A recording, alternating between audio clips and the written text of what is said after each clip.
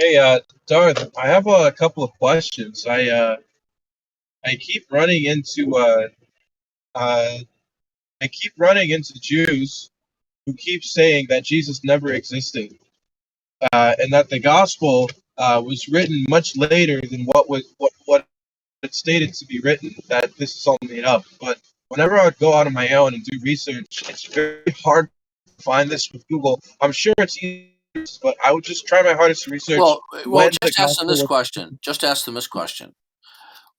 When a doctoral student wrote a doctoral dissertation on the use of first names of Roman, Greek, and Hebrew names in the first century, how is it that the New Testament writers, if they allegedly were written a century or two later, how is it that they got an 80% correspondence of the most common or popular names used in the first century when we look at the first names in the New Testament? How'd that happen? What database did they resort to get that right? Or was it purely accidental that they have an 80% correspondence in the first names that reflects the popular names that were used in Greek, Roman, and Hebrew writings? Oh, that is such a good question. Even I don't know how to answer that. I If mean, if the New Testament writers wrote a century or so later, how did the New Testament writers collectively get tens of thousands of what are called incidental details about times and places and nomenclature? They didn't have the interweb. There wasn't Encyclopedia Britannica. Okay. So, for right. example, historians are astonished at how accurate Luke is in the Gospel of Luke and especially in the book of Acts.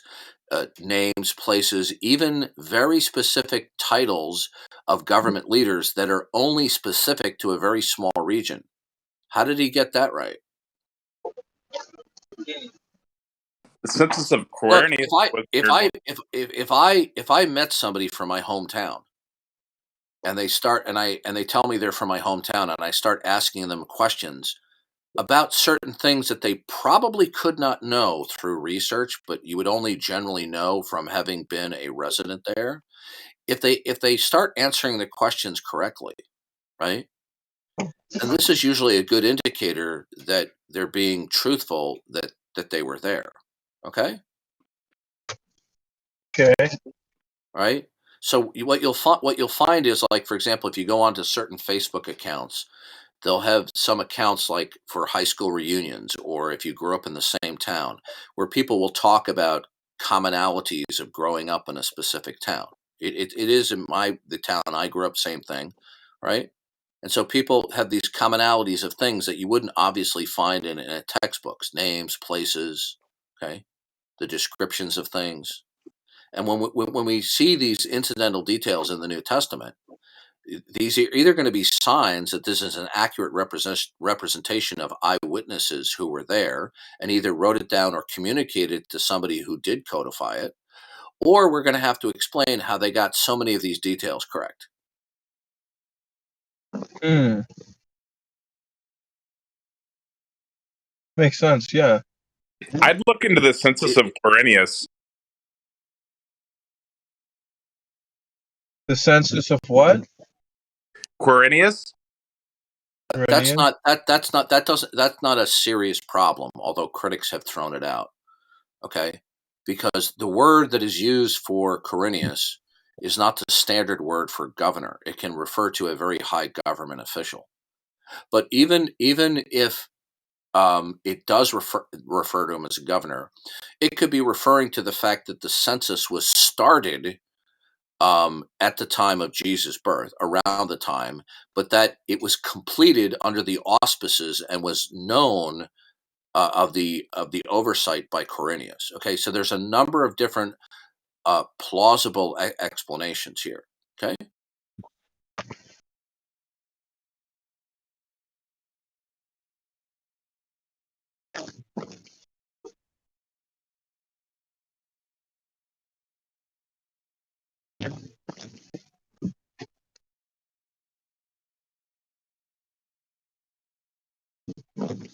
Okay, so I want to reapproach the Yeah, thing where hold you on one second. There was more than one census, and we know that some of the censuses were all done in different parts and different reasons.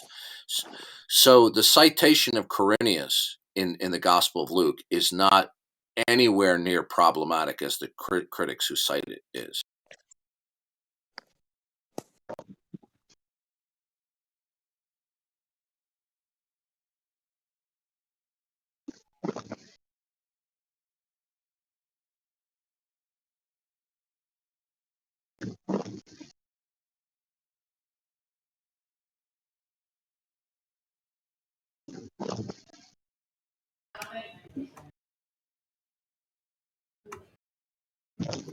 So why do you accept a bunch of what Hume says, but you reject his rejection of necessity? That's a strange position, in my opinion. Why? Because a broken clock can be right twice a day. I just hear you quote him for like problems of causation and all sorts. You quoted him earlier on something. Well, I'm quoting somebody who's in their camp. Well, Okay. what I'm getting at is, Would it be better if I quoted William Lane Craig? what I'm getting at is you quote him for things that you agree with, and then anything that disagrees with your position that he states, you totally ignore. So he totally I don't rejects. ignore that. I just don't consider what he says there to be substantive. Whereas other things that he says, I think, is a substantive critique of those who want to justify causation by sense perception.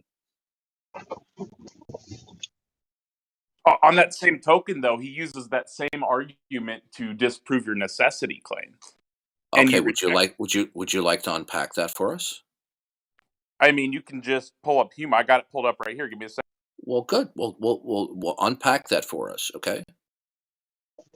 First of all, I make no pretense that I'm a Hume expert, but Hume was revolutionary at his time and is still somebody who is studied in the area of philosophy and empiricism because of his critique of the issue of establishing causation.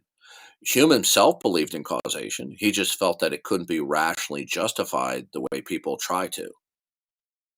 I apologize. I'm on push to talk on my phone, and I don't have a way to swap between this article and. That's okay. That's okay. So I will. I got the article pulled up and saved. I'll pull it up later, and we'll talk about it.